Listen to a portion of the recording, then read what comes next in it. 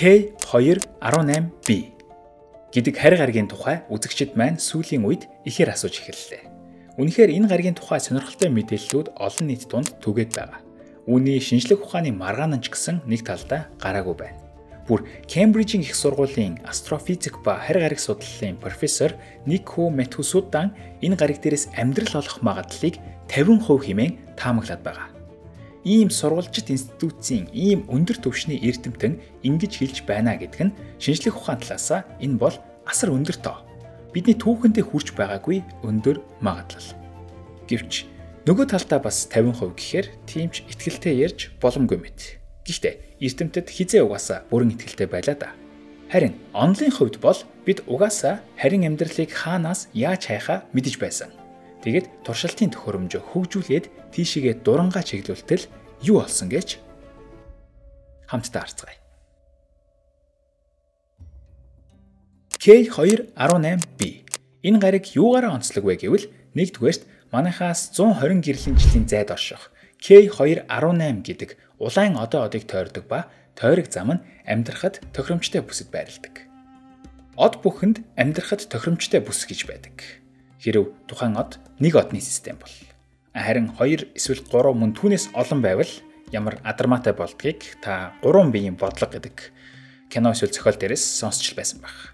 Харин бид үнэхээр амьдралыг хайж байгаа бол нэг одны системд л төвлөрсөн нь дээр.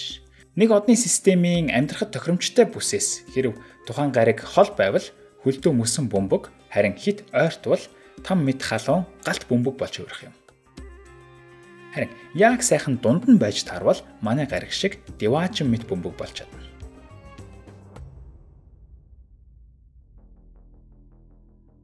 K218 одны хувьд улаан од буюу манай нарнаас харьцангуй жижиг одтой учраас түүний ялгаруулах цацраг нь ч бас тиймч идэвхтэй биш. Аюултай цацраг гэхээсээ илүү гэрэл ба дулаан түгээгтүүд ил байдаг. Иймэрхүү энергийн их үсвэр нь ямар ч амьдралын зайлшгүй сүр хэрэгцээ билээ. Окей, гэхдээ ийм гариг зөндөө бий. Гэтэл хоёрдугаарт энэ гариг дээр агаар мандал байна. Энэ нь түүний соронзон мандал бас ажиллаж байгаагийн илрэл юм. Окей, гэхдээ тийм гаригч гэсэн цөөнгүй бий. Харин 3 дугаарт энэ гариг дээр ус шингэн төлөвт оршин байж болзошгүй. Бүр далай тэнгистэй байж болзошгүй. Агаар мандал нэгэнд байгаа учраас тодорхой хэмжээний даралт ч гэсэн байгаа. Харин усыг шингэн төлөвт байлгахад даралт хэрэгтэй. Мөн энэ гаригийн температурыг эрдэмтэд хасах 8-аас нэмэх 5 Цельсийн градус гэж таамаглаад байгаа. Тааламжтай. Гэхдээ энэ нь ч бас тийм ховор тохиолдол бишээ гэж үзэж болно. Учир нь үүнтэй төстэй олон харь гаригийг бид илрүүлсэн. Тэгвэл энэ гаригийн агаар мандлаас нүүрс төрөгчийн давхар эсэл мөн метаны молекулууд илрүүлжээ. Амьдралын суурь атом болох карбон буюу нүүрс төрөгч суурьтай эдгээр органик бодисууд нь оргүй хоосны тохиолоо бишээ. Адаглаа тухайн гаригийг геологийн хувьд идэвхтэй гэдгийг нь харуулж байна. Тэгвэл тэрч бүхэл зөвхөн биологийн гаралтай урвалаас бий болдог гэгдэх диметил сульфид хэмээх молекул энэ гариг дээр байна. Үүнийг дэлхий дээр далай тэнгист үүссэн анхны амьд организмуудын нэг фитопланктон хэмээх бактериуд хийдэг. Харин энэ бол ховор тохиолдол.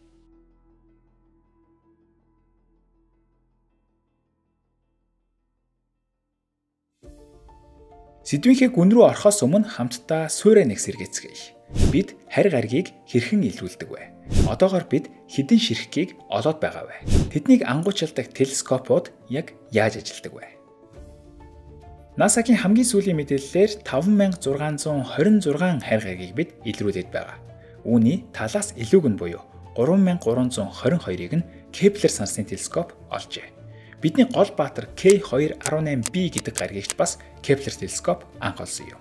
Нэрнийх нь урд байгаа энэ K2 гэдэг нь Кеплер телескопын уртсгасан даалгаврынх нь нэр нь. Ер нь бол exoplanet буюу харь гаригийг илрүүлэх салбар хөлөө олоод тиймч удаагүй байгаа гэхэд хэлсдэхгүй. Учир нь харь гариг гэдгээр бид өөрсдийн системээс гаднах буюу өөр одыг тойрон эргэх гаригийг олж илрүүлэх тухай ярьж байна. Биднээс хамгийн багадаа 4 гэрлийн жил буюу ойролцоогоор 40 их 80 км-ийн цаана орших биетүүдийн тухай. Энэ нь тийм ч амархан ажил биш. 1990 онд Хаббл сансрын дуран хөөрхтөл бидний нүд нээгдэх шиг болсон шүү дээ. Харин түүний дараах нь буюу 1992 онд Arecibo телескопоор нэг нейтрон одыг тойрон эргэх анхны харь гаригийг бид олсон юм. Ойролцоогоор 12.7 тэрбум жилийн настай энэ гариг нь одоогоор бидний жагсаалтад буй хамгийн хөгшин гариг. Энэ гариг яагаад нейтрон одны тойрог замд байгаа нь хачирхалтай.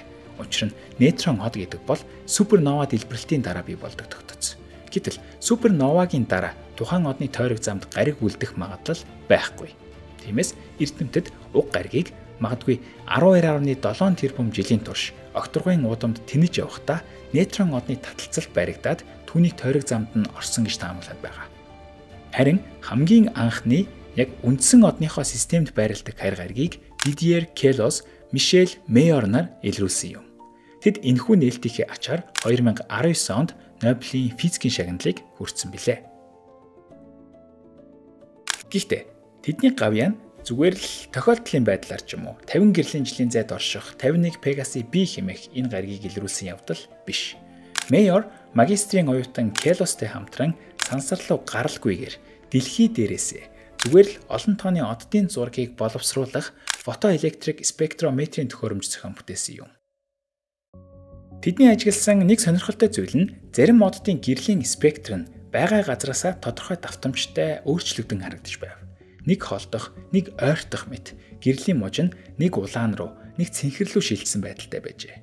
Үүнийг Мейер магадгүй тухайн одны системд байх өөр нэгэн од эсвэл гаригийн таталцал нь үндсэн одныхоо хөдөлгөөнд нөлөөлөх ба энэхүү нөлөө нь гэрлийн мужийг нь алсаас өөрчлөгдөн харагдахад хүргэдэг байж болзошгүй гэдэг тамгийг дэвшүүлжээ. Мөн үүнийг ашиглаад магадгүй тухайн одны системд байгаа том гаригуудыг олж болох юм биш үү гэдэг гаргалгааг боловсруулсан байна. Ийхүү үүнийг туршилтаар нотлон харуулснаар одон орон судлалд ялангуяа харь гаригийг илрүүлэх ажилд маш их хэрэгтэй Doppler спектроскопи буюу радиал хурдны арга хэмээх цоошин шийдлийг өргөн барьсан юм. Өнөөдөр бидний нэгэнт илрүүлээд байгаа 5 харь гариг тутмын нэгийг нь энэхүү аргаар илрүүлсэн байдаг. Тэгвэл үлдсэн 4-ийг нь хэрхэн илрүүлсэн бэ?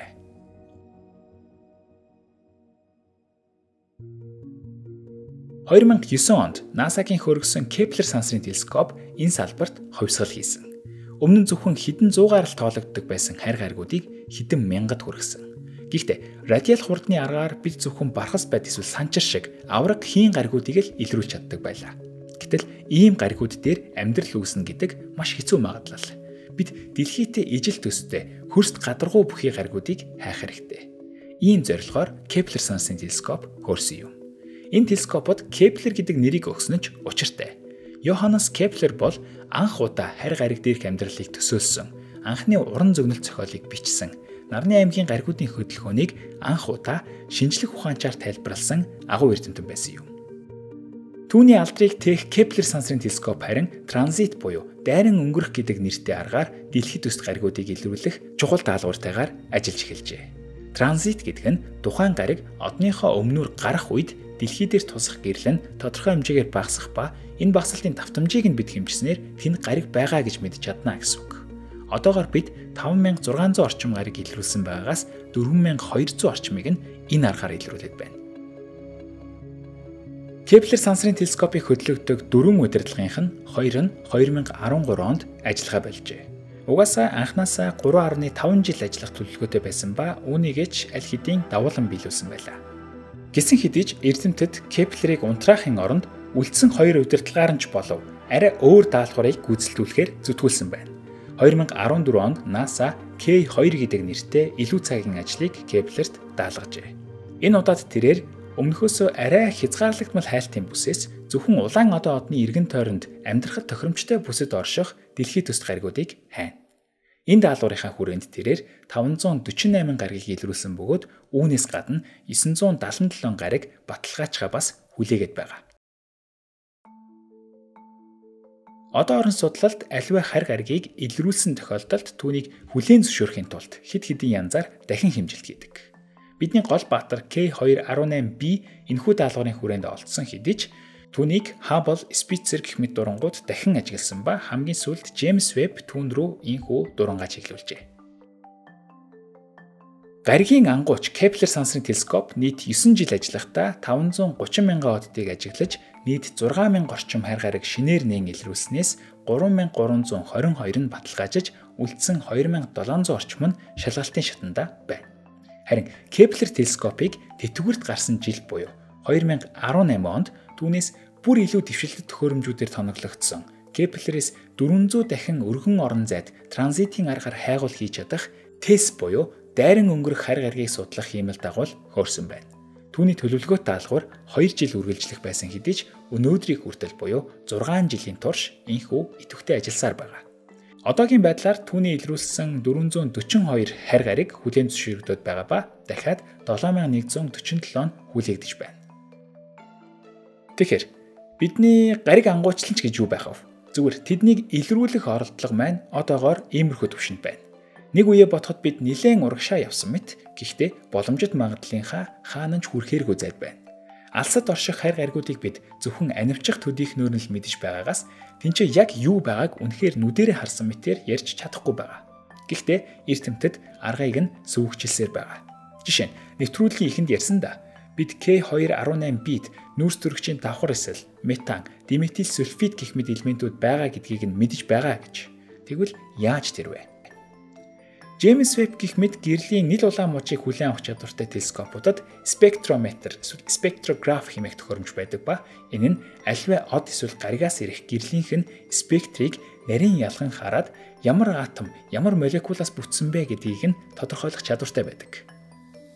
K218-ийн хувьд одоо шуугаад байгаа дүгнэлт нь юу вэ гэвэл Джеймс Веббийн арай нарийн мужид ажиллах нийл улаан туяаны дуран буюу Нир Спекер хийсэн ажиглалтын үр дүнд нь суурлаад байгаа. Гэвч салбарын зарим эрдэмтэд үүнд үндэслэлтэй няцаалтыг хийсээр байгаа ба шинэхэн судалгаагаа саяхан нийтэлсэн байна.